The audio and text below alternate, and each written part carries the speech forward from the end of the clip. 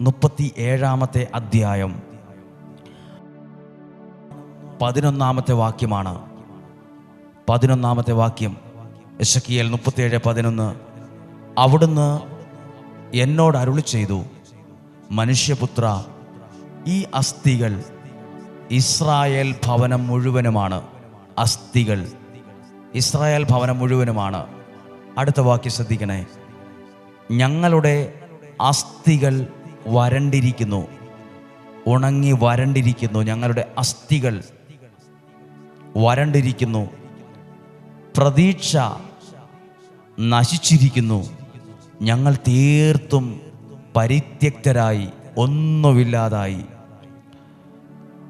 പ്രിയപ്പെട്ടവരെ, ഈ അനുഭവങ്ങൾ ഉള്ളവരുണ്ട്. ഞങ്ങൾ തീർത്തും തകർന്നുപോയി, ഞങ്ങൾ തീർത്തും പരാജയപ്പെട്ടു പോയി.